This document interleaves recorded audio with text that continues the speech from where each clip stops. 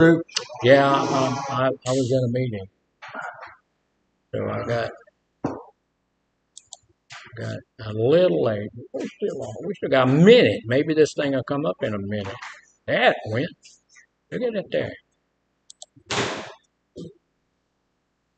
All right, yeah, we're on.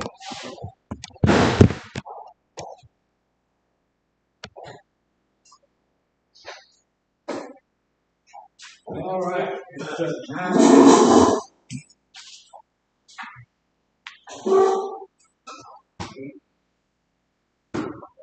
Seconds left.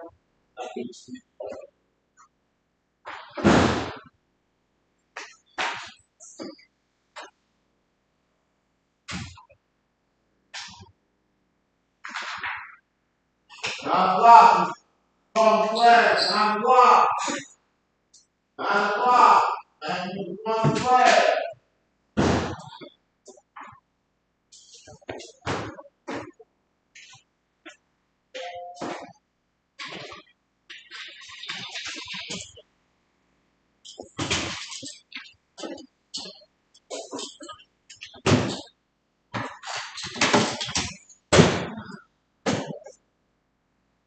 Morning, everybody.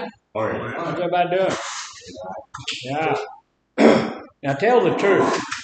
Don't you really, really enjoy this class? That's terrifying. That's terrifying. Yeah. This guy's terrifying. Little bit. Little bit. So what is that? What does that guy represent? Overexcited. Overexcitement. Well, we're going to go a little bit farther than that in a minute. Look, thank you for being in group. Make sure that you sign your group sign-in sheet. Make sure that you have your name on there so that it can be discerned well, so that I can read it. I will tell you this: I do my due diligence on trying to figure out who you are. Most of the ladies over at North, if there's not a problem, you guys do pretty well on there. There's a couple of ladies on there that it's kind of hard to figure out. If your name, whatever your name is, I know this sounds strange, but whatever your name is on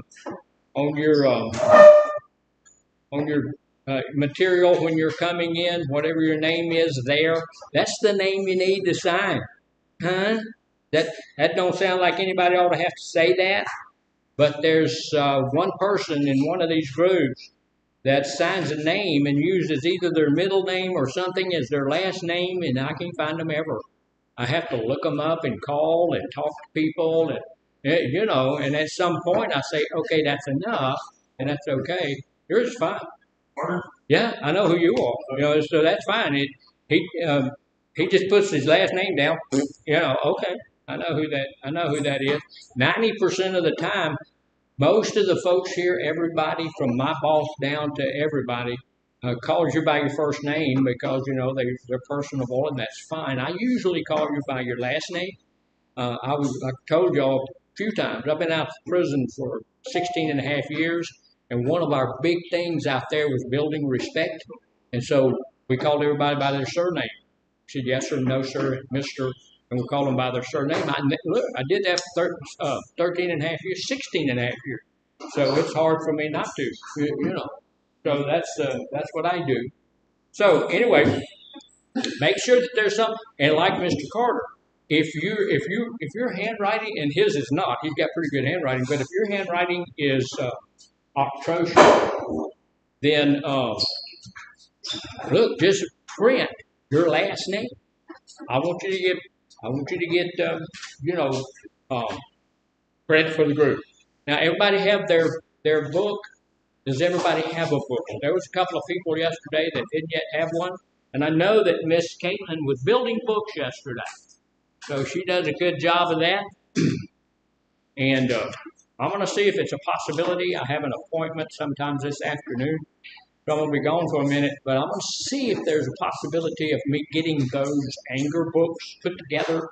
I will get them I'll get them over to North sometimes today. if it's a possibility. It's going to get there. So we talked about being estranged from our families, which we figured out that's meaning, we're just not having a good relationship. And second one, insecure. We have a relationship, but it's not the type of relationship I would like to have. It is one, but it may not be the best. And then we come to a place that the third stage is a deal called middle ground. Now, what is when you think of something like middle ground? What does that say to you? Common ground. Common ground, somewhere, yeah, about 50%. Yeah, good place of understanding, about 50%, about halfway where you want to be, something like that. Is middle ground a good place to be?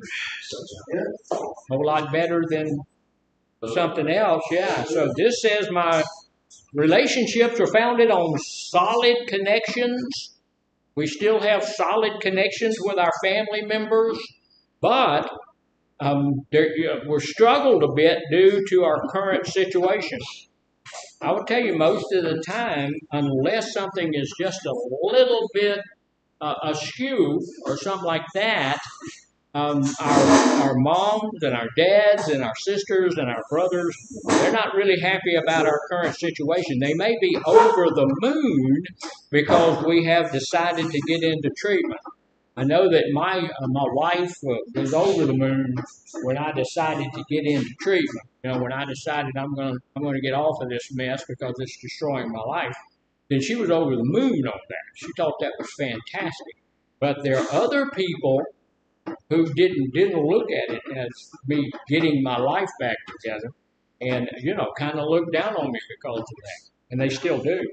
So for the most part, those around you, my family members, are supportive, and you feel they have a sincere desire to see you improve. So middle ground is a pretty good place to be. It's not the end all. That's not where I want to stop. That's not where I want to end my progression with my family. But it is a really good place to have a real good start to getting to where I want my family to be. Right? How many people had a perfect family? Goodness, no one had a perfect family. Mr. Shaw said he didn't know there was such a thing. I kind of feel like there must be somewhere, but I've never met them. I'm kind of agnostic in that situation because there might be. I've never had somebody come and tell me I had the perfect family. I mean, I come from the Cleaver family. Most of y'all probably don't know who the Cleaver was. Don't y'all remember that? Yeah. Beaver, Beaver Cleaver. That's one of my favorite shows, man. I like that. So anyway, we want to move toward that place. But there's something else that we want to look at this morning, and we were talking about this guy up here, and he's already got Dakota scared, but this guy, he represents being happy in my recovery, being joyful in my recovery, and having fun. One of the biggest reasons we relapse is what? Time, boredom, being bored. Because we don't have that high. I used to do everything I did high. And when I'm doing it high, it was great. But then when I went to do it, it's the same thing that I was doing when I was using, but at this point, it's not as fun because I'm not high. It's not the activity that's boring. My limbic system is screaming at me because I'm supposed to be high when I'm doing this. I'm not supposed to be doing this sober. I'm supposed to be doing this high according to my pleasure center. My pleasure center says, yeah, okay, we're watching football, but we're also supposed to be eating wings and drinking beer.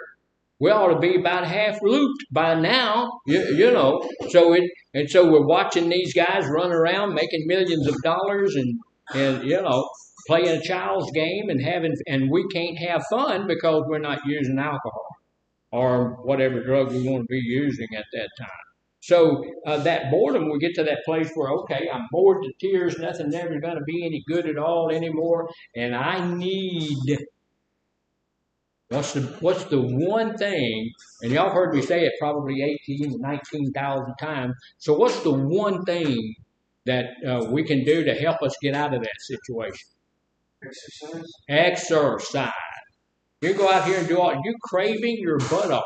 You really need to have some type of your drug of choice is screaming at you. Your limbic system is in the fray and helping your drug of choice, and your whole body is crying out for it. You go out there and you grab that weight and you work your buttocks off for about 10, 15 minutes, or you walk around that building, you take off running, you do whatever it is to get your heart rate up a little bit, and your limbic system is going to dump some dopamine into your body, and you're going to have a natural high, and it's going to take those cravings. So we need to be doing that. It's really highly important. So here's one of the things: if I know how to enjoy myself in recovery, that's going to help me to what? It's going to help me to stay in my recovery. Right. It's going to help me to stay in there. And here's the secret to all of this.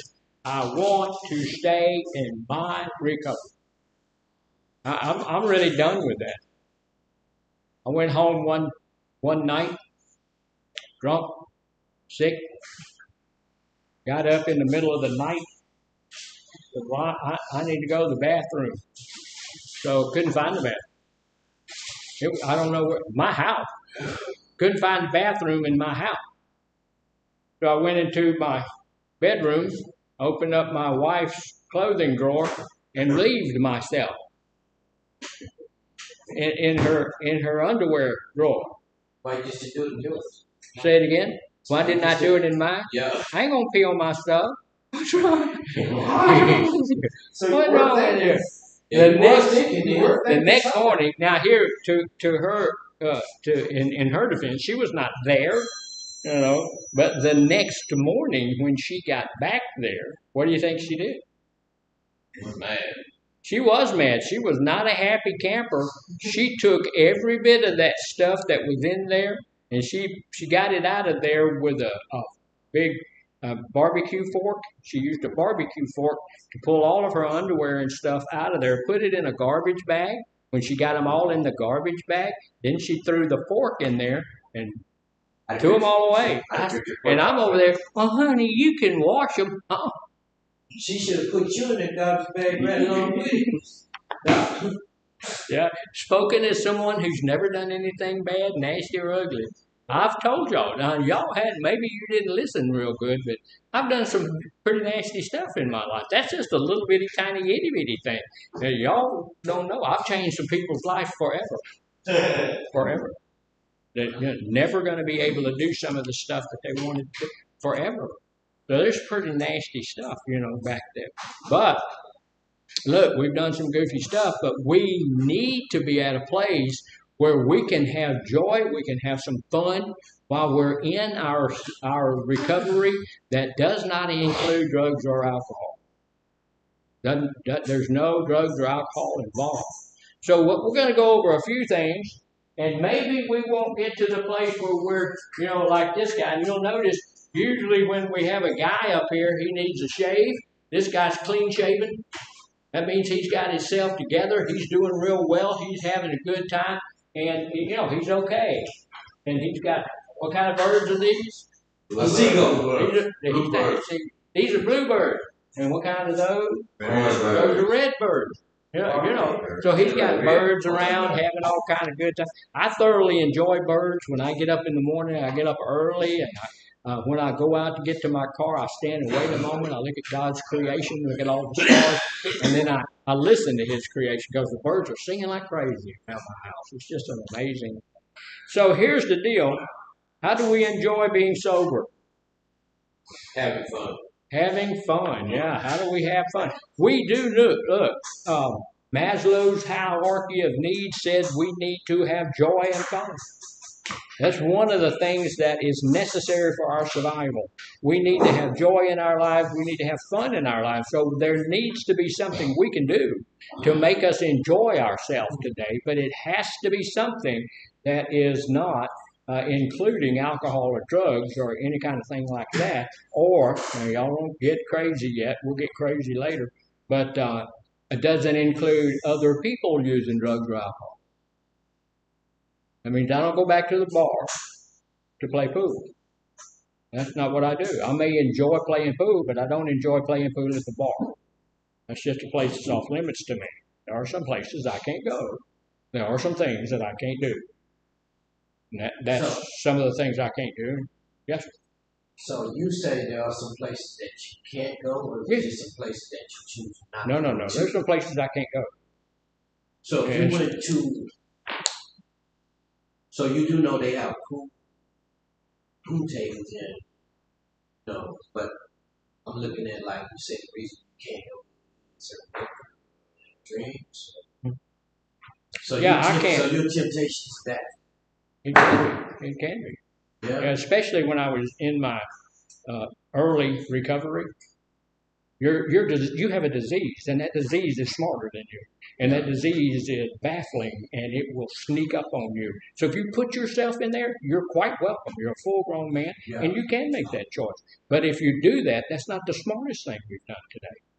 And that's why those things get a hold of you. That's why, look, if I can't find a place in the world to play pool that's not in the bar, what should I do?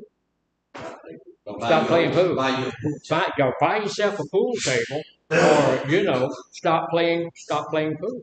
I have a guy on the outside who he still goes to the bar, and he goes to the bar just to play pool. And I guarantee you, he's been sober for 4 years. He's white knuckling it. If he puts his hand out like it's doing that, because he ain't, he's not ready. But he's going to relapse. Now he hadn't done that in 4 years, but it's coming. It's coming. So we have to stay away from old people, places, and things. And this study is about staying away from old people, places, and things, and having fun doing it. So it is possible to have a lot of fun without drugs and alcohol. This Friday, and y'all know that next week I'm going to be out because I'm going on vacation next week, and so I'm going to be gone all week long. You take on vacation? I do. I got lots of money, and I'm trying to spend it. But I'm going to. We know. Some of us know that already. I'm also a pastor, and we're going to what's called the Convocation. It's a convention over in a big old church that has it every year. So we're going to be in church from Monday to Wednesday at about 10 o'clock at night. So it's church all week. But the point is, I'm not going to be here. But here's the deal. I'm going to thoroughly enjoy every bit of that. And there's there's not going to be any alcohol or anything like that. Before we leave, we're going to leave on Saturday morning, so we can go hook our trailer up over there to church. But on Friday night, we're going to a dinner theater. Y'all know what that is? Eat supper while you're watching. What is it? You eat while you're watching. Yeah, you eat. They serve you a meal. They've already let us know this time it's going to be Salisbury steak. Okay, that's all right. I can eat the Salisbury steak. I can't the mashed potatoes. I can't eat those. But turkey burgers. And then it's then they have the play, and sometimes those plays are just fantastic. They're absolutely fun. They're just fun to do. They're fun. We have our friends from another church over there that we always meet. And I'm an honorary member of the ladies ministry of that church because it's the ladies ministry that goes to that thing. And they're all about 100. And so I'm an honorary member because I help them up and down the stairs and stuff like that. There's one lady that's on a walker, and I have to tote her walker down. But there's no alcohol there allowed. There's no booze. The biggest problem that they have there is some of the best popcorn in the world I've ever had. So I have to buy popcorn, and stuff like that. And the meal's usually pretty good, all of that. But the point of all of that is that it's a lot of fun, and there's no alcohol involved. There's no drugs involved. So there is fun without that. So here's how we do it. Embracing a sober lifestyle can be rewarding. It can be a fulfilling experience. I don't have to be high to have fun. I don't have to be high to get by. I don't have to do that. We do that. Why do we do that? We have all of these things that are kicking us in the butt, like the limbic system and our addiction and our disease and all of this kind of stuff, but we do it because we choose to do it. Remember that the cravings that's going to hit us when we get out of here last about 8 minutes and no longer than. It feels like a lifetime. But we talked about surfing. We talked about cravings, surfing, where it's going to get up here real high, but if you hang on for a few minutes, that thing's going to go away. No? So that's a pretty good deal. If I can last a couple of minutes, I can last 6 or 8 minutes more, and it's going to be gone. But these are some of our suggestions that you may find enjoyment, contentment in our sober journey. There's some things here that we can do, and this usually is not activities, it's more mindset, things like that. But it can help us as we're trying to stay sober. And the first one is just shift your mindset. Change how you're thinking. It's important to reframe your idea or your perception of sobriety. A lot of us look at it as this is something I'm giving up. This is something I can't do. This is something I can't have, which adds on to that another little dimension of us needing it. So if you change the way you look at something, that very thing changes itself. Yeah, that's true. The way that I think of something, the way that I have in my mind about something, is how that's going to frame itself in my life. Look, here's the deal. The alcohol that I used to use so heavily, the marijuana that I used to use, is not important. When I was in my addiction, that was the most important thing in my life. That was my God. My most important thing in my life was alcohol. I was always, looking at where I was going to get my next alcohol. I was saving pennies, saving nickels, saving dimes, putting those things together because I knew exactly how much with the cost of the booze and the tax and everything else. I knew exactly what I needed to get that bottle. So I would save it up until I had it. I didn't have any money, but when you're going right now today, if I find a penny on the ground, I pick it up. They're not even making pennies anymore. It costs too much. It costs 3 cents to make 1 cent coin. So they're not making them anymore. But if I see a penny, I'm going to pick that up, and it's more by habit than anything in the world because I'd pick that penny up, and when I went to the liquor store, handful of change. Will they take a handful of change at the liquor store? They have to. It's legal tender. So, I'd go in there and I'd get all of that, I'd do all of that stuff. So, but it's important to reframe our perception of what sobriety really is. Instead of focusing on what I'm giving up, I need to think about the positive aspects of being sober. One of the things, let me share this with you. This may help some people. I try to be a spiritual person. I'm a Christian. I follow the Lord Jesus Christ. There are some things in my life I've repented from. I've repented from sexual sin. It's not my life. I've repented from sugar. Isn't that weird? But I've repented from sugar. I've repented from alcohol and drug use. I've repented from, what does repent mean? Turn away. Yeah, 180-degree turn. That doesn't mean I'm sorry that I did it. That means I'm not going to do it anymore. I have turned 180 degrees from that. And here's the deal. Even though we repent of it, we still do it. So one of the things I've asked God, and He's really good. If you ask Him, He will do some of those things. He's going to fulfill your needs. And when He says, I'm going to fulfill your needs, that doesn't just mean making sure you got a car, a bank account, house, and all of that kind of stuff. It also means that when you've done something like that, he will be there to help remind you that you repented from that. So when I'm in the store and I'm looking at those little bitty pecan pies, y'all ever seen one of those? Yeah. Those things, man, are, oh goodness, yeah, those things. I can eat 9 of them. I mean, they're so good. I love pecan pie and all of that stuff. I don't eat it anymore. So when I look at one of those little things and my limbic system says, hey, they're on sale for 85 cents. You can get you one of them there, get 2 of them because they're small. My God tells me, the Holy Spirit says, wait a minute, you repented from that. You're 180 degrees from that. So instead of getting it, I'm walking away from it. So that's what we need. That's what we need to be doing. When my limbic system says, this is something, this is fun. Remember when we used to go fishing and I used to go fishing out behind Lake Houston. Y'all know if anybody know where the spillway is in Lake Houston? There's you go back down there and fish, and guys fish for something or other. On top, they have all this top stuff that they throw out there to fish, and the food, when it gets off of there, it'll go down to the bottom, so the catfish. And while they're doing that, my sons and I would sit down about, a half a block from them and fish on the bottom. Catfish would tear it up. We would bring home coolers full of catfish.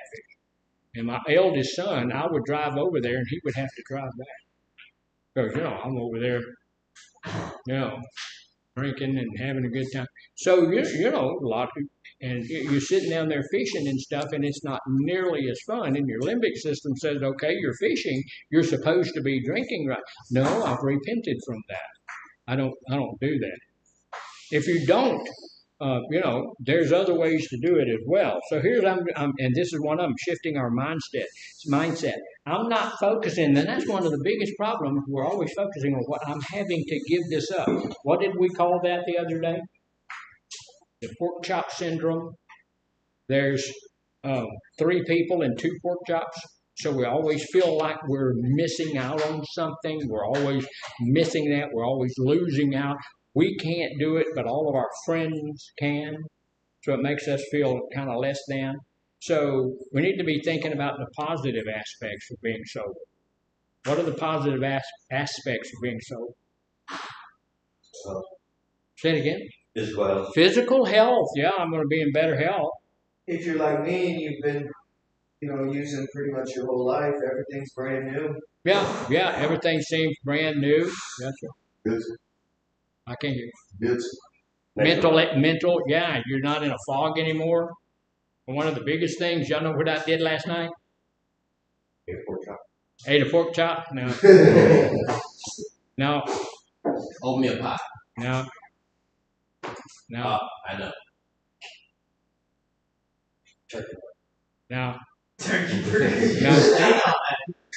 I usually don't eat at night much at all.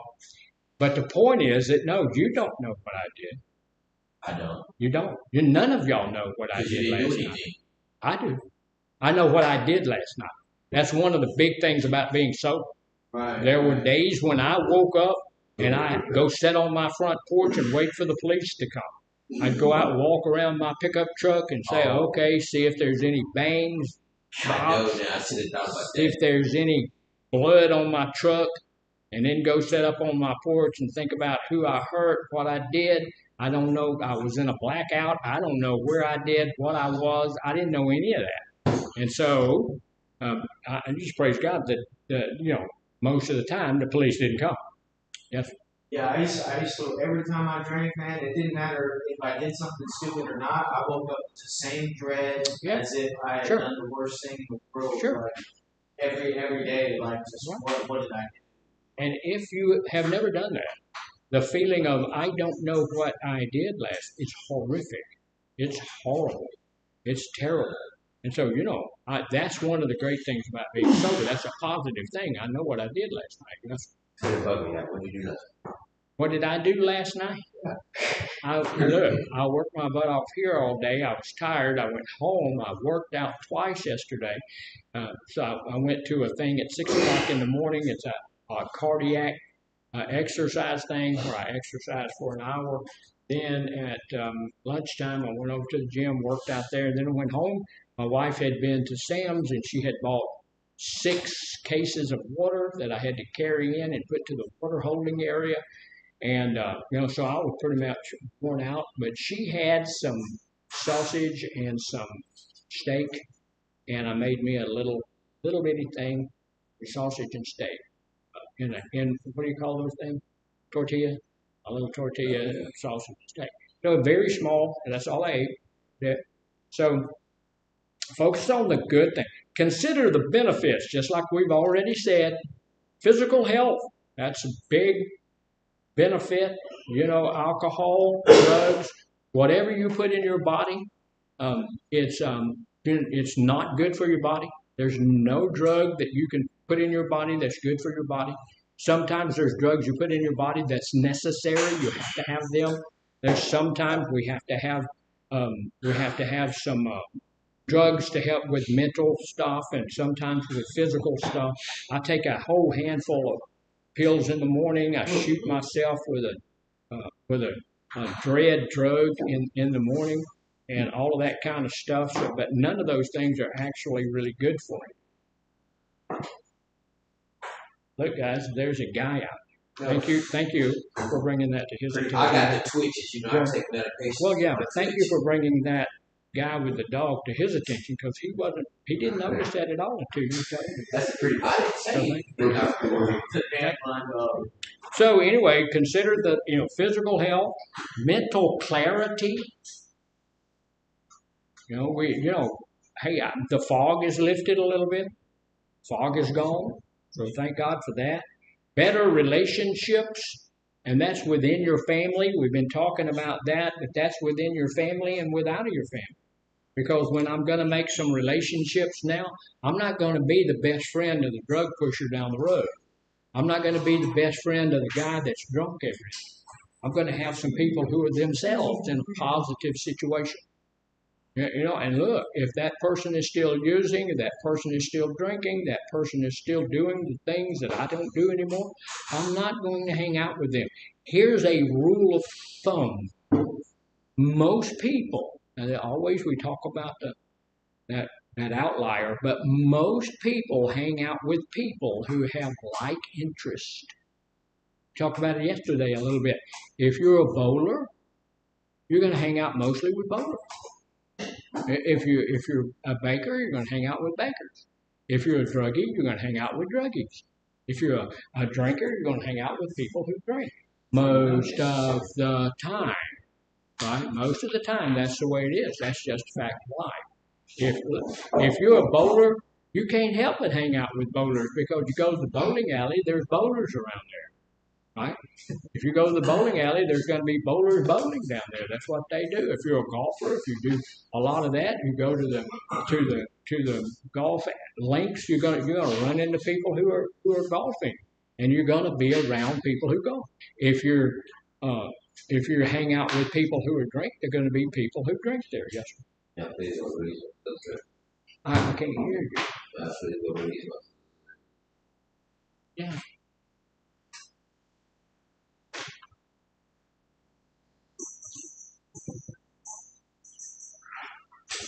Okay, so here's some of the things. Get some better relationships that are going on, and the ability to fully experience life without the interference of substances. Here's the thing. We need to get, like I said, we're going to change our mindset. These substances that we're using are not enhancing our lives. They're interfering with them. They're interfering with them. Now, again, there's always that outlier, but I will tell you this, that if you're using drugs and alcohol, the chances of you making or reaching your highest potential are almost non-existent. You're just not going to do it. You're not going to do it. If you could get to this level using drugs and alcohol every day of your life, and you move, if you got off of them, your highest potential is up here somewhere, and you could perhaps move to that. Yes. Well, good friend of mine, Tyler Turner, yeah, he's a recovering addict, and he walked out the fire. Me too. Hey, but he told me like this. He said, I asked him about why I can't hear God talk back to me when you're broke. I that your connections are kind of like your cell phone reception. That I broke with like that. That's going to cut off the connection, and you're not going to have any type of spirituality feedback, I guess. And I feel like that's the same like with life is the right people. That you're just not gonna get it.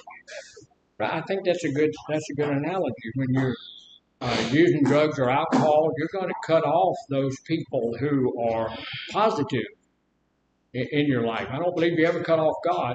I think that God is with you anywhere you are. He said in His Word, "I will never leave you.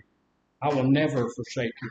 If you actually become a child of God, you've accepted Him as who He is never going to leave you. He's never going to forsake you. However, that doesn't mean He's happy with you. He still loves you, but He's not happy with that kind of stuff. Anything that's negative for you, anything that's bad for us, He's not going to support that. So here's something we need. This is number 2. We need to be finding some alternative activities that we can do. Some of those alternative activities are engaging in new and enjoyable activities, provides a sense of fulfillment, can replace the time and energy previously spent on substance abuse. We spend a lot of time finding our drug, using our drug, and getting over the effects of our. It wasn't hard for me to find my major drug. My drug of choice is vodka. It wasn't hard for me to find that, but I spent a lot of time getting together the resources to get it, going to get it, using it, and then trying to get over the effects of it. And the effects of using drugs and alcohol are not just the hangover or the drug sick that you get after you get sober. You're having to deal with all of the other ramifications like issues with the family, issues with society, issues with the police, all of those kinds of stuff. When I'm sitting around thinking about all of those DWIs and all of that kind of crud, that's part of the ramifications of that. That's some of the stuff I had to deal with. So we need to do something different. So what we need to be doing is experimenting with various hobbies. Here's the deal. Some of the stuff that I used to do when I used to use, those were things that would cause me to be triggered again. Maybe I need not to do that. How many people ever been bowling? I used to bowl. I used to could bowl fairly well. When I was in Germany, bowling was about the only thing. I speak a little bit of German and all of that kind of stuff. But if you're not real fluent and all of that, there's not a whole lot for you to do. But we go bowling and we bowl and bowl and bowl, and that'll make your thumb get sore and all that kind of crazy mess. But I never did get to be a good bowler. I just went over there, and one of the biggest reasons is because they sell beer at the bowling alley. Now, there's a whole bunch of beer at I've never been to a bowling alley that didn't have beer in it.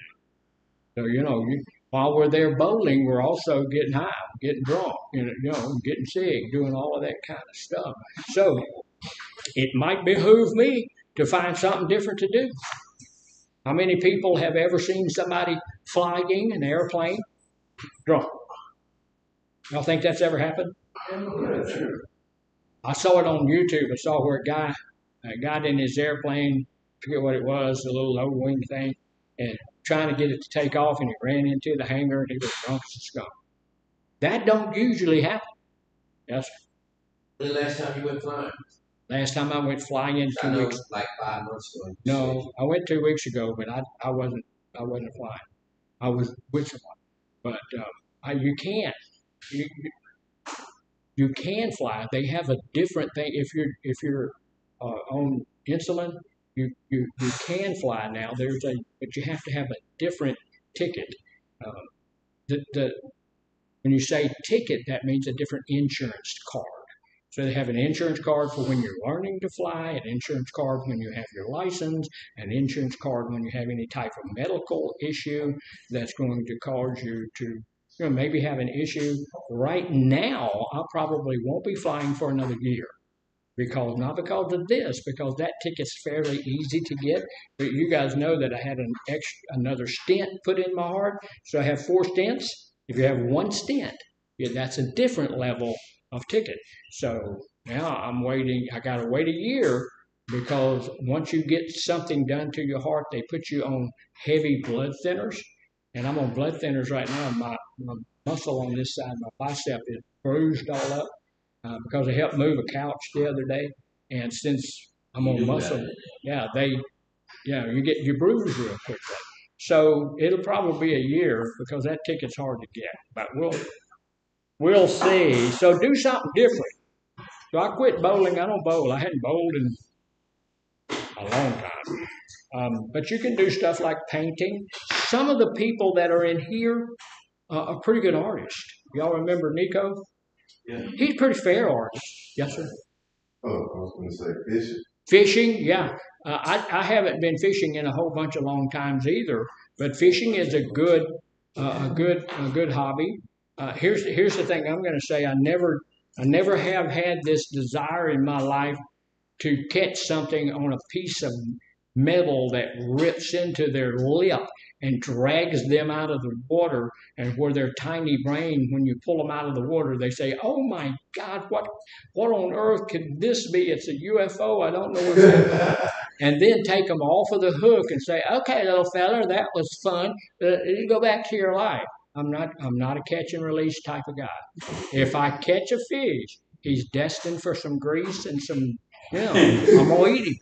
I'm not gonna catch a fish just to say, "Look there, that's a good looking fish right there. That's what that is. See that? Look what I caught, y'all. Bye." I'm not gonna do that. And I've had people tell me about 100 times, and if y'all do that, that's up to you. It ain't up to me. But I've had people tell me 100 times, "Well, they don't have no feelings in their lip." Let me stick a hook in your lip, man. I've had a hook caught behind my ear when the sun goes, caught Dad. Okay, and there may be a different level of pain receptors or something there. They may not feel that, but hey, if it wasn't scary and frightening and all, they wouldn't be fighting so hard to get away. They don't want to come home with you. Because okay, I'm finna get eaten. So, but that's me. So I hadn't been fishing in many, many years, not because of that, because most time I just don't have time. I bought myself a fishing rod about 2 years ago, and I checked it out. I didn't want an expensive one, so I went down to Walmart and bought me a Zebco 404. Yeah. It's okay, and I played with it a little bit, and then I put it in the corner in my office at my home, and it sits there. You put it in your car. It's not. Say it again. You said you put it in your car in your office.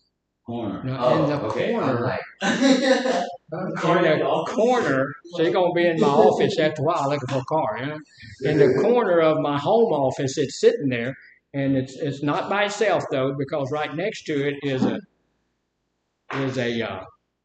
Coffee, sir. Oh, absolutely. Absolutely. Get a cup of coffee. That's not disruptive or anything at all. We all expect it. So we're all it's okay.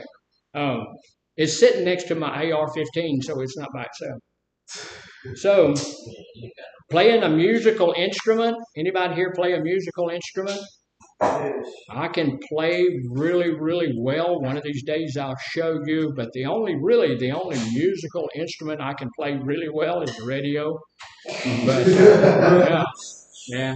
Beyond that, I've tried to learn how to play the guitar, and it's impossible. Yeah, you cannot play a guitar. It's an impossible thing. Nobody can do that. All of this stuff where you've seen people on television and stuff like that playing guitars, that was AI. People, you can't do that. It's impossible. I can play a guitar. Mm-hmm. So, we could do that. Gardening. Gardening is fun. My wife and I grow vegetables. We can grow cucumbers like a ring in a bell, man. I'm going to tell you what. On our land, you can go out and we have raised garden and a couple of them, and you can go by there and say cucumber, and then come back a couple hours later and there'll be 400 cucumbers there. It's just like that. Tomatoes grow well. Nothing else. Nothing else grows. We can't grow squash. We get it going a little bit, and the big problem is we have billions of squirrels. Squirrels will eat anything. They'll eat just a little bit of it, and then they'll leave it alone, and they'll just mess everything up. But gardening is a good thing to do, and it can be fresh food, and you can have some food for that's helpful. Also stuff like what cooking. Y'all like to cook. Mhm. Some people can cook pretty well. I can cook well enough to keep myself from starving to death, but that's pretty much it. What's your favorite I can meal? cook an egg. What's your favorite meal, Mr. Gordon? My favorite meal. I like fried shrimp a lot. I like fish. Say it again. Amen. Yeah, I like fried shrimp. I like fish. I eat a lot of fish. The fish is good for me. It is. I eat baked fish a lot, all that kind of stuff. What's up, meat? It's pretty good. I do like a good steak every now and then, but that's not my favorite food. My favorite food is seafood. Or hiking. I love to go hiking when we go. And I know I've told y'all about 100 times. You're tired of hearing it, but when my wife and I go to the state park, it's not just to set up your RV and sit outside. Although we do some of that.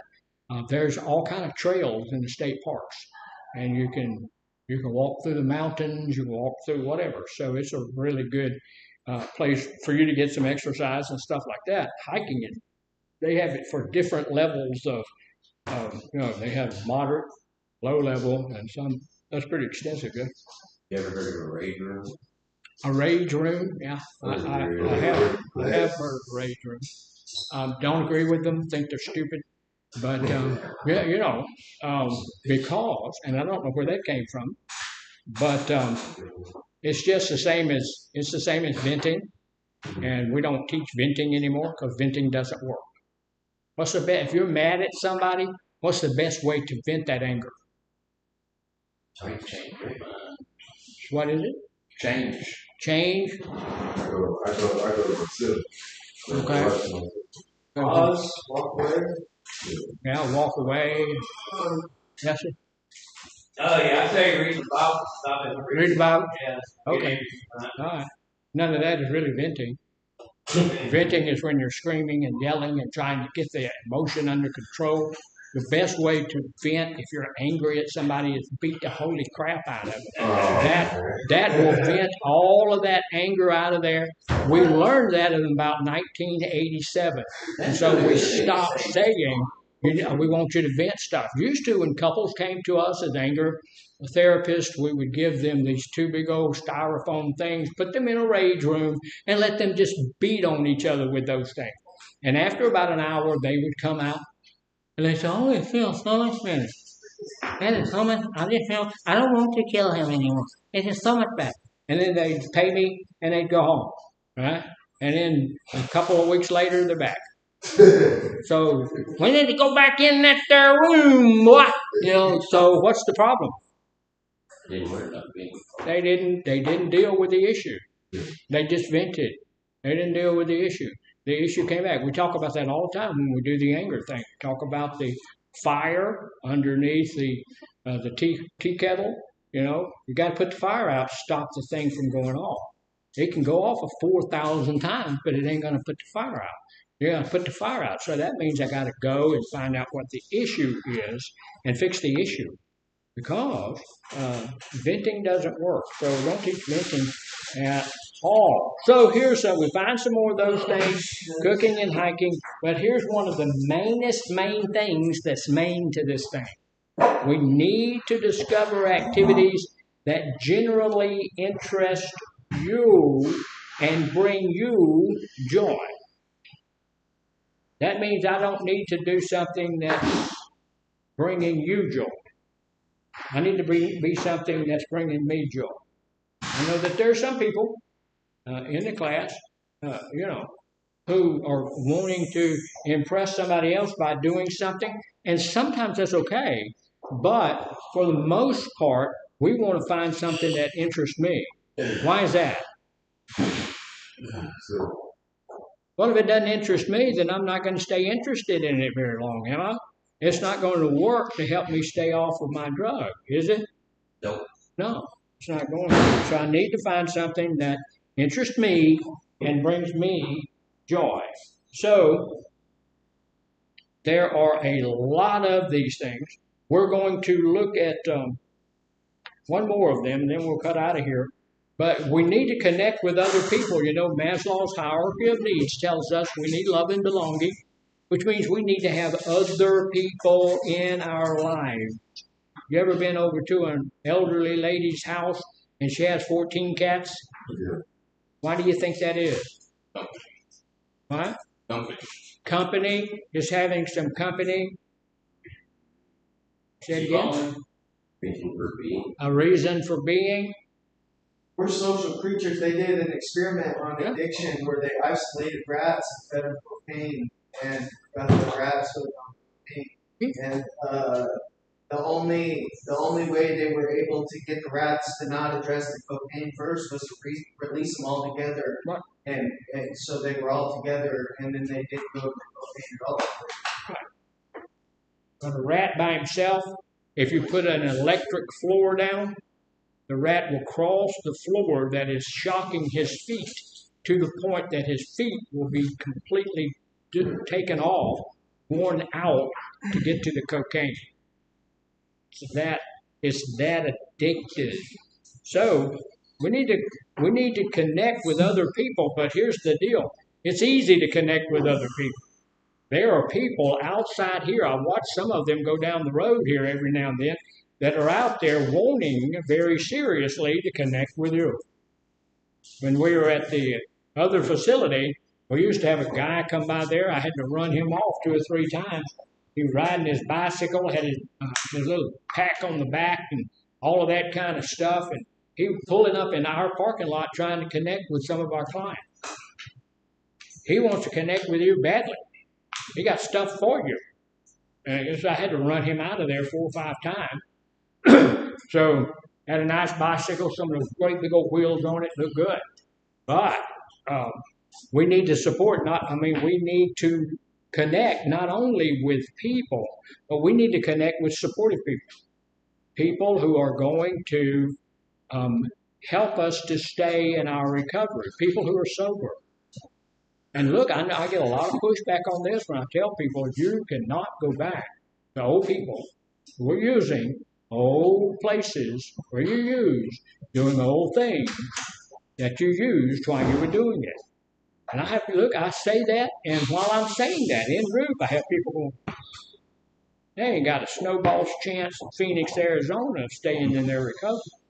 Because they're going to go back to the same people, do the same things, same places, and they're going to relapse. They don't have much choice. Every now and then, there's 1 or 2 that are outliers.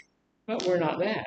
So we need to be careful about that. Surround yourself with a supportive, sober network that is vital for enjoying sobriety. Let me ask you this. If you have people in your life who are using that you used to use with, are they going to really be, I'm not talking about a little bit, I'm talking about really seriously be supportive of your recovery? No. Because they're not into your recovery, they're into their addiction. And if screwing you over will help them stay in their addiction, they're going to do that. And look, y'all don't get offended unless you really want to. It's really naive of us to think we're the only one in the world that can deal with that. It's really naive of us to think, well, that doesn't apply to me. It's really naive of us to think that, well, that's my really good friend and he would not do that. Because we're not listening. I've had so many people tell me, well, I'm going to go back and okay, because my friend, and I heard somebody say this just the other day, my friend has told me that he's never going to use alcohol or drugs in front of me because he knows that I'm trying to get into my recovery. That's not helpful. It's not him using. It's not her using that's your trigger. It's them, their person, their body, their voice, them. They are the trigger. It's not the alcohol or drugs that they're using in front of you. It's them. So, and somebody asked the other day if we ever met somebody. Yeah, I meet people a lot. I met a guy not too long ago that I had used with, man, probably, I don't know, 100 years ago. many years ago. So what happened? He's in recovery. He's doing real well. He's in a group. He's doing fine. Been in his recovery for about 16 years. So what did we do? Well, we said, hello, how you doing, man? Congratulations. I've got this many years. I've got that many years. What group are you going to? That's great. Thank you. And then parted. Yeah, before. And then parted. Yeah. He's not part of my life. He's not going to be. I Yeah. would say peer pressure. Peer Yeah. pressure. Oh, yeah. Yeah, there's a lot of that. Yeah. Yeah, and look, peer pressure is a wonderful thing. You just need to make sure that your peers are pressuring you to do the right thing. If you've got somebody who's a heavy church member and they're going to church all the time, guess what they're your peer, guess what they're going to be pressuring you to do? Go to church with them. Somebody that's in AA, a big member, they're going to pressure you to go to AA with them. Somebody that's in a real serious recovery program, they're going to pressure you to recover. Somebody who's not is not. So we just need not to be naive. We need to know. We need to know. And look, and somebody's told me that somebody got in my face a couple of times and told me, I really cannot tell you that you can't go back to those old people, places, and things. I can give you the information. My biggest deal is I want you to make an informed decision. If you decide that that person doing that thing at that place is more important than your recovery, okay then. Because that's the decision you have to make. I'm going to go back to Bubba. I'm going to go back to Babette. I'm going to go back and I'm going to do this. And I'm going to go back to that place. You are making the decision to destroy your recovery. You're not going to stay in recovery doing those things. It's not going to happen. May happen for a minute. You may be able to stay a week with those people or something like that, but it ain't going to take you a whole long time before you're exercising your nose again. You know, let's see how much of that I can suck up this. You're going to do that. Yeah, you know. So, but I just want you to make an informed decision. I am about to relapse. I'm going back into the lifestyle because you can't live in recovery and not have a recovery lifestyle. Can't do it. Impossible. Can't do it. Can't do it. And I know, and we all know, that that's a hard thing, especially when it comes to people, right? So get supportive people around you. So seek out friends, family, support groups who value and encourage your commitment to recovery. If you have anybody who is not helpful in your recovery, you don't need that person in your life. No matter who they are, you don't need that person in your life. I get a lot of people wanting to beat me up. Well, you can't tell me that's my mama. Now my mama, yes, she uses cocaine, but she's still my mother. Okay, but you don't need that person in your life at that level. You don't. So make sure you have the right people who are going to encourage you in that. So here's the deal. Engaging in positive relationships can provide emotional support. Now look, we need emotional support. Good. All emotional people. Boost self-esteem. I need somebody to boost my self-esteem somehow, because we all know that Miss Charnel won't do it. The other people. Boost self-esteem, create a sense of belonging. What does Maslow's hierarchy of needs say? We need love and belonging. Here's the deal: as human beings, we need to belong to something. If you walk around this city, you're gonna find 1,400 different organizations. There's AA, there's NA, there's a Baptist church on every corner. All of that kind of stuff. Most of that is not because they love God so much. Most of that is because they have a sense of belonging, and so we get together because we can belong to something. There's the VFW. There's the American Legion. All those things. So we need to have that sense of belonging. But we need to belong to the right group of people. All right, so let's come back at about 15 minutes after, and we'll finish this up.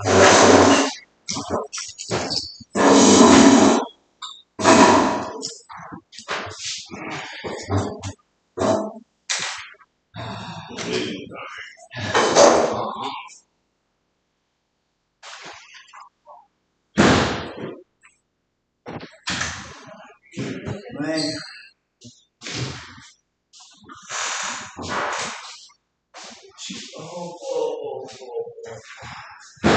I like that go but extra long today. I need to take a nap.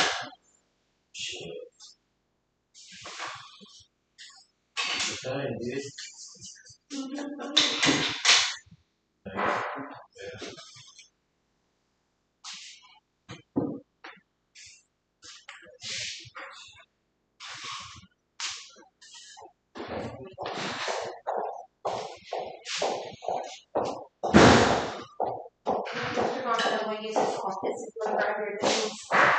Get you a drink. I See. don't need those.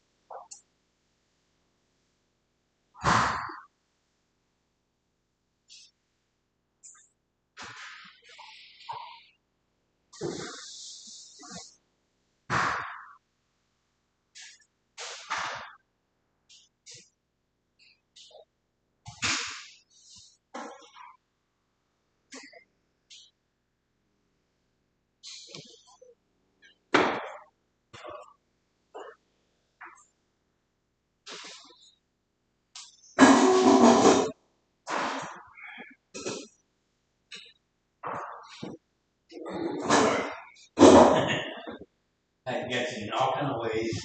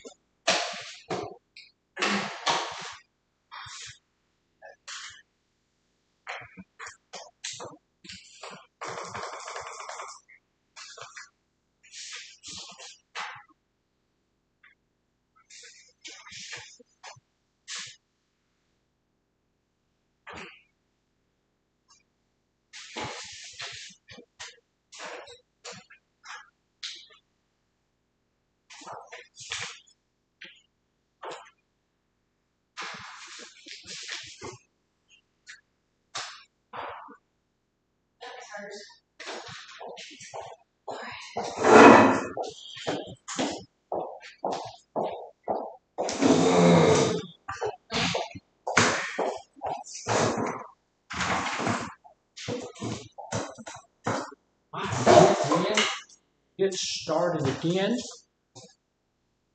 Oh, and we're missing a few people, but all the good-looking people are here, right? I think we deserve a donut. You think what? You deserve a donut? No, you don't. No, you do not. I don't know what you think I got against you, but donuts are nothing but sugar and carbohydrates. Two of them will kill you. Well, I don't want you to die, so I'm not going to give you any junk like that. My God. No, we're not doing that. So one of the big things that we're going to be doing, or that we need to do, is practice self-care. Okay, man, a little bit. You're going to be here. Okay. You wait? I ain't gonna yell back. This a dream, man. Well, not everybody is back. Some people are in their room sleeping. There will be an incident report written on that. So thank the ones of you who made it back. To have a pen. Just can't keep up with stuff no more. Yeah, I'm not doing myself I asked you well. for a bottle of water yesterday. You told me you got it, you never bring it back. I didn't tell you I was going to do this bottle of water. No, I'm never going to get you a bottle. So here's the deal. Practice self-care.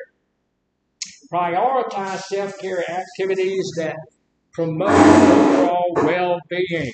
If I'm thinking about self-care, what's one thing that's going to be helpful in that? What's one thing that's going to affect? Not giving us donuts. Not doing what? Not giving us donuts. Not giving you donuts, right? Not eating donuts. Eating right. Yeah, that's a good point. You know, I need to be eating the right food. Yeah, I did it on time. Being on time would be a good self-care thing. Because I'm practicing for my obligations once I get out of here. So that's why we're insistent on that. But insistency doesn't seem to work very well. But you know that's why we're insistent on that, because we have a desire to get our obligations under control. Yeah, that's a good thing. Prioritizing our overall well-being. If I have an issue mentally, if I have an issue physically, I need to do what? Address it. Yeah, or go see someone who can, like a doctor, you know, a mental health professional, something like that. I need to exercise. Yes, sir. Whoever started the second session. Yes, sir. That would be what this is. Yes, sir. We have. This may include, look, regular exercise. Exercise, look, if you go exercise and you exercise real hard, what's that going to do? Can't make you sweat. It's going to make you, yeah, make you sweat if you do it hard enough. It's going to put your heart rate up and all that kind of stuff. But if you go do that like on Monday, you're going to be sore on Tuesday. Right? So if you're going to do it, you need to do it with regularity. How often do you need to exercise? 3 times a week. You need to at least do it 3 times a week. If you're thinking of building muscle, it has to be at least 3 times a week. Otherwise, you can exercise something every day. I do some type of exercise every day. Yesterday was bicep and chest day, and today is tricep and back day. Thursdays is always stomach and leg day, and then I have Friday, which I do shoulders and something else. I'll pick something else, and usually it's whatever's not sore Friday. Or if everything's sore, I do shoulders and leave it alone. So we need to do some exercise, maintaining a balanced diet. You're going to be able to better stay in your recovery if you feel well. When I feel well, I do well. If I don't feel well, I don't do well. And if I don't feel well, what's the thing? You know, I got up this morning, I didn't feel all that well. Took an Alka-Seltzer, my stomach was a little messed up. Went and sat on the couch and all that kind of stuff, and I didn't feel good about things. You know, if I wasn't going on vacation next week, I might have taken the day off. But since I am, I didn't. And I just didn't feel well. And so when you don't feel well, you don't do well, and you begin to get a little bit sad about things. And when you get a little bit sad, what can that do? True. It can morph into a little bit of depression, and you get a little bit more. Look, what do we do sometimes when we're depressed? We sometimes relapse. And my drugs, both of my drugs, are depressants, right? Alcohol, which will lift you up a little bit and then take you to the depths of hell. It ain't no good at all. It's a heavy depressant. Marijuana is a depressant. It's a mild perception distorter, but it's also a depressant. It will make you feel, and then it'll take you into a place of depression. And so both of those drugs, if I'm depressed and I relapse and I use my drugs of choice, then that's going to deepen my depression, and they may find me somewhere, non-responsive. So practice self-care. Eat a balanced diet. One of the big things for me back in the day was getting enough sleep. Need to get enough sleep. How much sleep do you need? I get around 7.5. It's between 7 and 9 hours that you need, so about 8 hours would be great. If you're about 14 until you say 19 or 20, you need probably twice as much sleep. You know, those young people sleep all the time, makes us angry with them, but they need it. Now, nobody in here is, 14 to 19, so you probably don't need the sleeping group. You just do. So, practicing mindfulness, meditation, just making sure I know what's going on around me, thinking about stuff that's around me, meditating. I do some meditation, but when I meditate is pointed meditation. I just don't meditate on anything. I meditate on Scripture. I read the Bible, and I find one Scripture that's particularly poignant to me, and then I meditate on that. What did God mean when He said that? What did Jesus mean? He said that. And so, I spend a little bit of time meditating on God's Word, and I like that. And engaging in relaxation techniques is another good thing that's good for self-care. Deep breathing, again, progressive exercising, just tightening your muscles and letting your muscles relax. There's a Japanese exercise that's starting to become pretty popular in the States where it's just arm swinging. Have you seen that? Where you just swing your arms. It looks stupid, just swinging your arm. But that is a really relaxing thing, and it helps a whole lot. It gets your core where you wouldn't believe, just swinging your arm. Yeah, they do it over there all the time, and those guys, pretty good shape. So so taking care of yourself, physical needs and mental health needs can enhance your enjoyment of everyday life. When I get up feeling good, that day's usually going to be good. When I feel well, I do well. Well, if I don't feel well, I don't do well. So if I'm not feeling well, I want to find out why.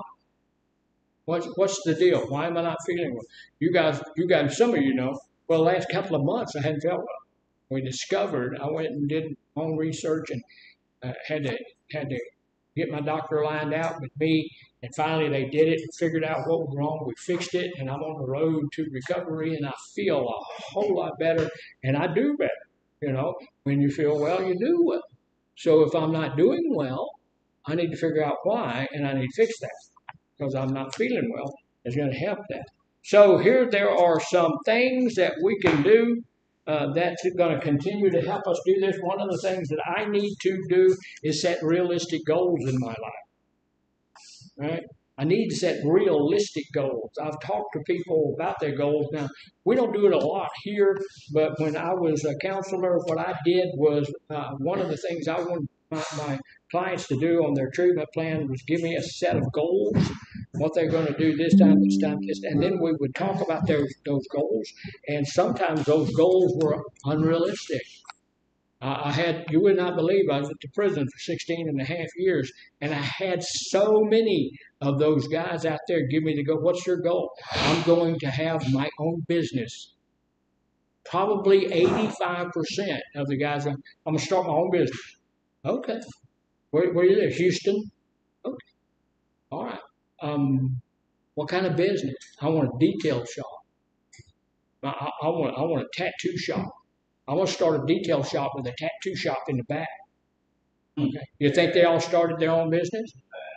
Well, if they did, some of them may have, but if they did, there'd be 14 detail shops on every corner over there. Because there's thousands of people getting out of there, and every one of them wanted to start that. And how much money do you think you're going to need? No. So how much equipment you're going to need? You're going to do it all by yourself?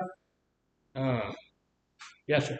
The program, I forgot what it's called, was over there at work downtown. They'll supply you work to clothing, Dog.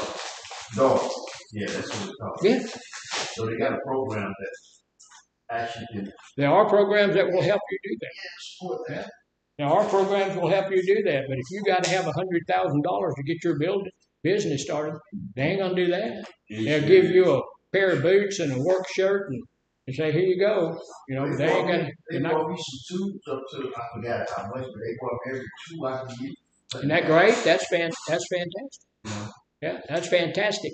He was talking about a place down in Houston that will supply you with tools and all of that kind of stuff. So that makes it more possible for somebody to start their own business. It does. It's helpful. But I'm going to guarantee you none of that works at all if you're not motivated to get it done. If you don't have a goal of getting it done, and you don't have those goals set out to where they're not overwhelming you, you're not going to get that done. So we're going to have to get to the place where we're setting realistic goals. My first goal is what? What is your first goal? What is your first goal when you get back out of treatment? First goal out of treatment is to separate my living arrangement from other people. Okay. All right. So what's your first goal? Yes, sir. Oh, my first goal is to pretty much like his find me a different place to. That's stay. important. That's important. So for just getting away from negative people, that's an important thing. What's your first goal? Catching some butterflies, is that it? Uh, no, I'm gonna be going back and with my dad. Okay. He's one of my favorite supporters, but I know house and property probably pretty nice by now, so clean it all up, make it look presentable, make Okay. it look nice.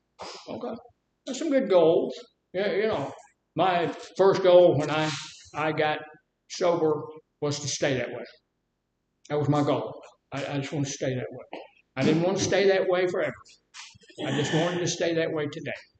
That was my goal, my whole goal. I didn't have any other goal.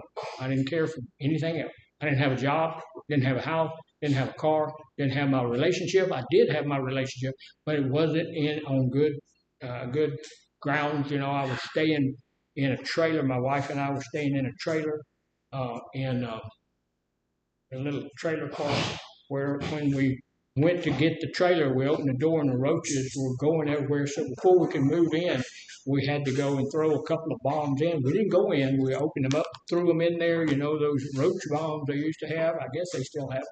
And, you know, and so we lived in there for a little while. So, you know, my goal was just to stay sober that day, the rest of that day. And, you know, that was my goal for about a week, just to stay sober. And I managed to stay sober for a week. And then my goals became different. I need a job. I can't pay for the stupid little trailer that we're staying in. My wife's mom was paying for that. So, you know, so we have to have the establishing realistic and achievable goal is essential in maintaining motivation and a sense of accomplishment. If I get out there and fail right off, then that may spiral me down, and I'm going to start failing in everything. So if I can do it, if I got a goal that I can accomplish, it's going to help me feel good about myself. It's going to build my self-esteem. It's going to help me to move from one goal to the next goal and make the next goal maybe a little bit more what's a good word? Achievable, yeah, but bigger, a bigger goal than this goal. This goal, I made this goal, maybe our next step can be a little bit better goal. So break down the larger goals. Whatever goal I have, break down the larger goal. That's exactly what I was doing. What was my larger goal? To stay in my recovery the rest of my life. That's my larger goal. I want to stay sober until I die. I want them to put on my tombstone, here lies a sober man. But they're not going to be able to do that because I'm going to be cremated, so not going to have a tombstone. But I want to be sober. I don't want, when they put me into the crematorium, I don't want to cause an explosion. You know, I want to be in good. But so what I was doing, breaking it down to smaller, and that's what AA teaches. You know, you can't. I want to do this thing one day at a time. Because when I look, if I'm going to live to be 100, that means I got 28 more years to live. That's a long time. And if you get sober when you're 20, 30 years old, man, that's a long time to have to be sober. But if I'm only going to be sober one day, that's doable. So I'm going to break this goal of being sober and being in my recovery for the rest of my life down into one-day increments. I may not be able to look at that and say I can absolutely do that, but I can do one day. And I can tell you this, in my recovery, there have been times when I couldn't do one day. There have been times when I did 1 hour. Okay, look, it's 12 o'clock. I am not drinking. I'm not using until 1 o'clock. 1 o'clock came, I got it to 2 o'clock. And pretty soon the day's gone. You know, sometimes I had to do it that way. But I had to break those goals down into smaller goals. Make sure that you break your goals down into smaller, manageable steps. Because one thing the 12 steps tell us is our life is unmanageable. It's not totally, completely, utterly unmanageable. I can manage the next 30 minutes. But I can't manage anything else, but I can stay sober for 30 minutes. Look, and look, I'm going to tell you this. We're sober right now. When you get out of here and you get out there, there's going to be 1,000 challenges to your sobriety. It's going to happen every day. It's going to happen every hour. You're going to have to understand that I'm going to have to step up to these challenges or I'm not going to make it. So I want to stay sober the rest of my life. I want to get in my recovery. And, we talked about percentages, how many people are going to make it. But, everybody in here can make it if we get the right mindset and if we're serious about our recovery.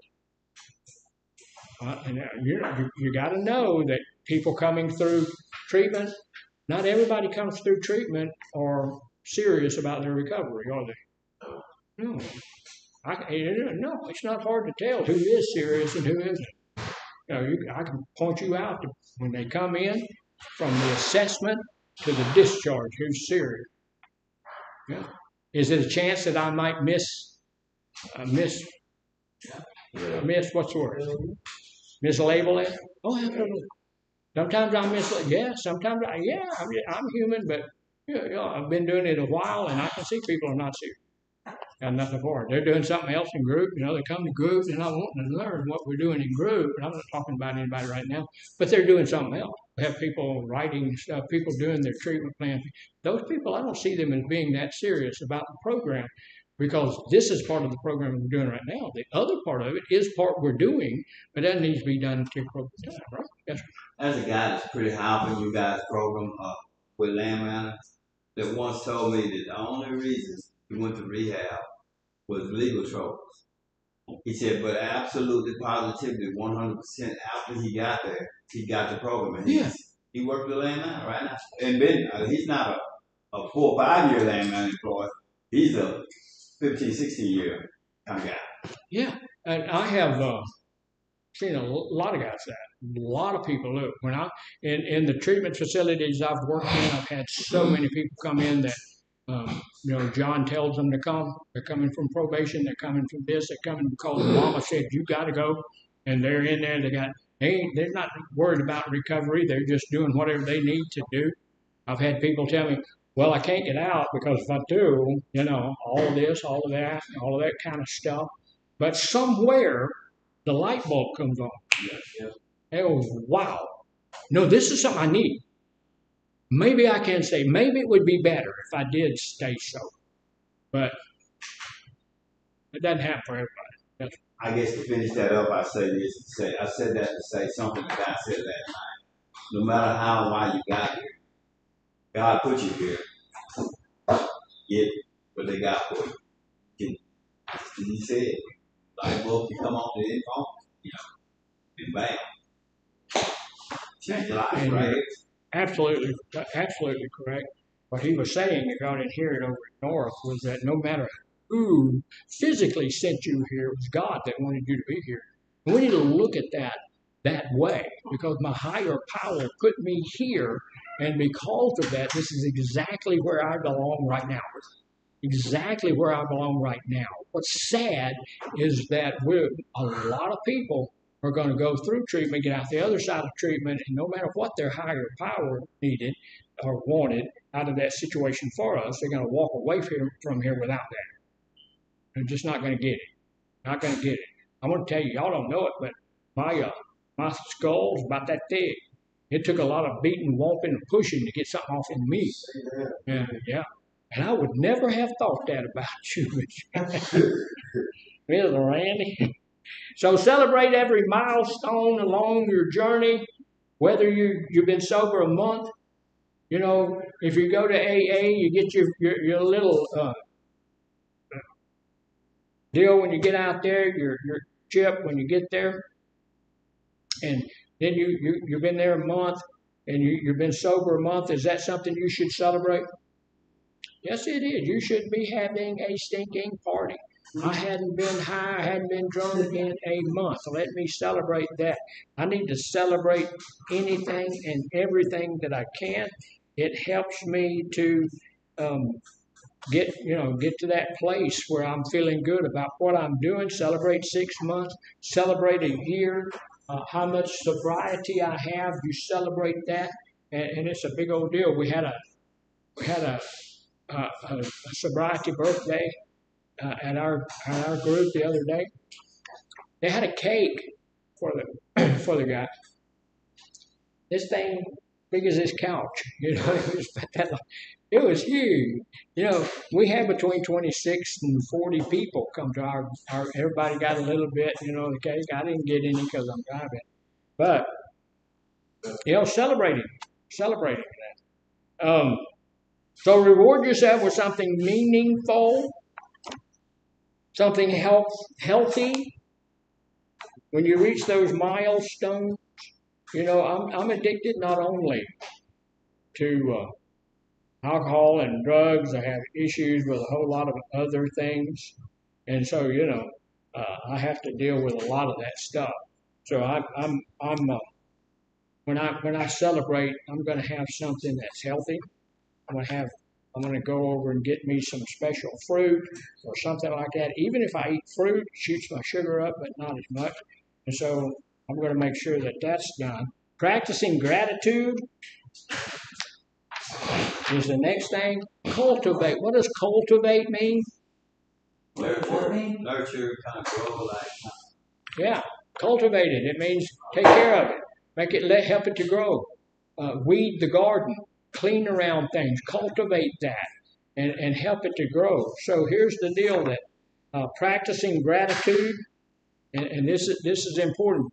Just being grateful has shown to increase well-being and overall life satisfaction. You know, that's why they tell you all the time that it's better to give than to receive. And it is. You know, when you give something to someone, you can feel good self-worth because of that. You know, and so it's a good thing. Take time each day to reflect on the things you're grateful for. What are you grateful for? You have anything? Yes, you're grateful. Grateful for just having another day. You're not dead. You know, if you're not dead, things can happen. Y'all ever been to a funeral? I've been to a lot. Look, as a pastor, I've been to lots of funerals. This church that I was in here recently, everybody there's pretty elderly, so I've been to a bunch of funerals. And you go up to people who are laying in the casket, and you go up, you can talk to them, you can poke them in the eye. What do? Nothing. Why not? They dead. And when they're dead, that's all you are. You're not talented anymore. You're not active anymore. You're not even good looking anymore. You're just dead. And so they don't do a whole bunch. So they just lay there. So just like he said, I can be thankful and grateful. God woke me up this morning. I didn't get to look at the stars because they were hidden behind a bunch of clouds, but I did get to look at the clouds. And I did. I looked at the clouds this morning. Thank God for the cloud. And the birds were singing and all of that kind of stuff. So I was happy about that.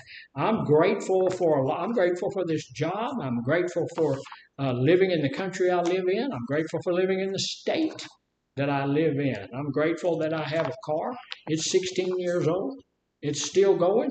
I'm grateful for that. It's got something wrong with the transmission. One of these days it's going to lay down. I know that. One day. Every now and then it'll, yeah, okay. But if I hold my breath right, it'll pick up and go home. Yeah, you know, so it's going to be okay. You thinking about trading in? No. No. You said that pretty seriously. Well, I'm not. I'm going to keep it. I may have to redo the transmission or something like that. I'm not going to get much for it because I am in recovery from lighting. I'm not doing real well from that, but if I take that thing traded in, I'm going to have to tell them it's had a transmission issue. Well, and so they're not going to give me much money. So, I'm going to replace the transmission. Yeah. You know what I'm saying? Money long like this. Yeah, it costs about $3,000 to trade that. Yeah. It changes, but it varies. But for my car, it's about $3,000. I took it to the transmission guy about a year ago, and he said, "Yeah, we can change it out." I said, "Okay." He said, "Well, it's about $3,000." I said, "Okay." He called me back up about 2 hours later, and he said, "It don't need changing. It just needs the oil change and filter." I said, "Well, do that there." So for a couple of $100, and I really like that guy. If I ever do have it changed, I'll take it over there. He was honest. Right. You know, he could have said, "Okay, we did it," and then rebuilt my transmission, sold it to somebody else, but he didn't do that. So okay. All right, so, take each day, reflect on the things that you're grateful for, whether it's a supportive friend. I do have some supportive friends. Beautiful sunset. I tell you, I don't see a lot of sunsets, but I do see sunrises. And if there's a cloud in the sky over there, when I'm coming to work, then God just sets the sky on fire, and it's just beautiful. And I tell him, I'm grateful for that. That's magnificent. That's why when I go camping and stuff, that's one of the things I like to do early in the morning. I'm an early riser anyway. I get out. We've got some chairs that we take, and won't be doing it this time. We'll be in a parking lot, for goodness sake. But sit in those chairs and watch the sun come up over there. There's always a lake or a river or something. Sometimes this year we're going to go back to Lake Pontchartrain. Y'all know where that is? That's right. That's New York, New Orleans. New Orleans, and then there's Lake Pontchartrain. They have Fontainebleau State Park is on Lake Pontchartrain. That's a beautiful park. We're going there. So, focusing on your positives, or one of the other things that you can be grateful for is personal achievement. Some things that you've done well. How many people like to study? Depends on what it is.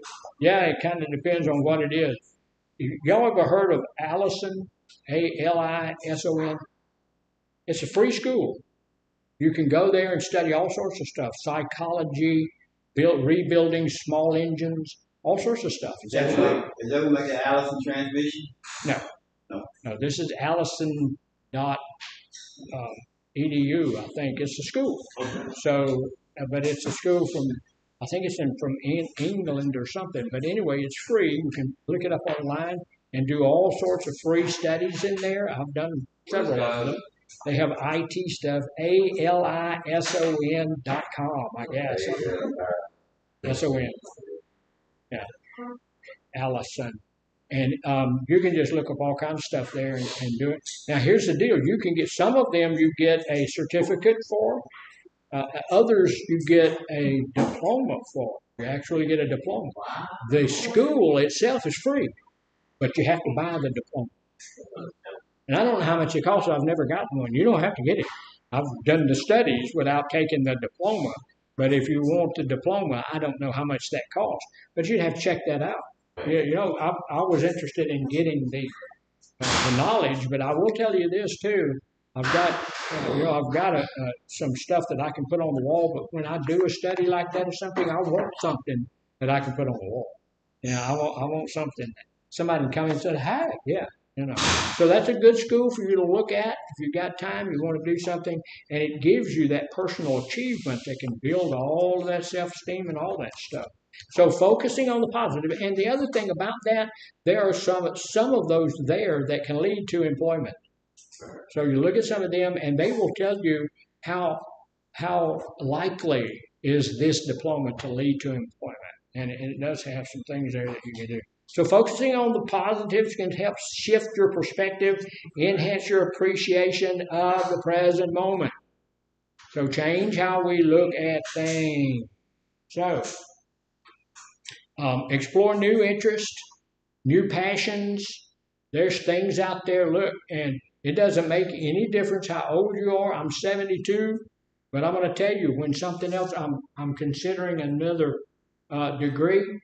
I want to get another master's degree, and I've been researching which one I want to get, and I think I found one. So I'm going to be looking at that. The big deal is it's online and all of that kind of stuff, so it'll be something I can do.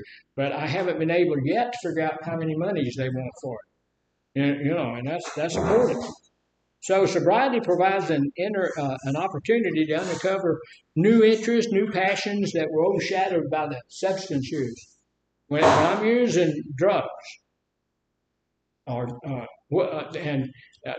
my drug use overshadows all of my desires to go do much of anything else. What drug doesn't do that? What illicit drug that we use doesn't do that? Which one? None of them. Yeah, there is none of them. Yeah, Mr. Stevens is absolutely correct. There's none of them that doesn't do that. And so, whatever drug your drug of choice is, it's robbed you from that. It's kept you from it. So we get rid of that out of our lives, and then we can do some of those things we want to do. So take time to explore different things, different hobbies, different topics, skills that spark your curiosity. Anything that pops up there that you think you might like to do, give it a shot. What's the worst thing that can happen? You don't make it. That's the worst thing that can happen. So it doesn't really matter, does it? If you don't make it, you don't make it. You go somewhere else. That's right. Yeah. I don't want to. I don't want to get to a place where I have a regret, and that regret is I never tried. I may have a regret that, hey, I couldn't do it. Okay, I have a couple of those, but I have a whole lot less of I didn't try it because I was right in there and tried it. I have 15 hours, I think it's 15 or 16 hours toward an engineering degree. Actually, it was an engineering, what's that other thing? Technology degree. And I have 15 or 16 hours toward an engineering technology degree. That's a lot of hours. But I stopped at that point because engineering, they have a lot of math in there. And I'm really good at math, but there's things like statistics and stuff like that that I just kind of eat my lunch. And so I failed at that, but I gave it a shot. I did my level best. And that was my level best wasn't enough to do that. I might have been able, but God called me in a different direction. Thank the Lord. So try some different things. Engage in activities that align with your values.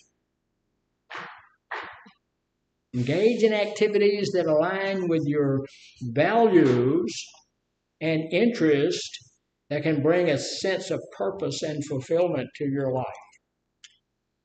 I'm in the church. I'm a pastor. That aligns with my values.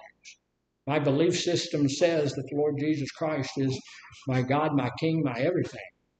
And so, preaching and teaching and leading people to know Him like I know Him aligns with my values. So I do a lot of stuff in the church. I do a lot of stuff, like I told y'all, next week, in church all day long. It starts about 9 o'clock in the morning, ends at 11 o'clock at night. Of course, the church service stops probably at 9 or 10, and then we fellowship upstairs where we eat and do all that stuff. So, and one of the things that we need to look at is practicing mindfulness. Just bring your attention to the present moment, non-judgmentally. Just what's going on, what's happening here, what's the squirrel doing. Just get all of that stuff. It can help you fully engage in activities, appreciate your surroundings, savor the experiences. Remember, what am I seeing? What can I see? What can I hear? What can I smell? What can I touch? All of those things.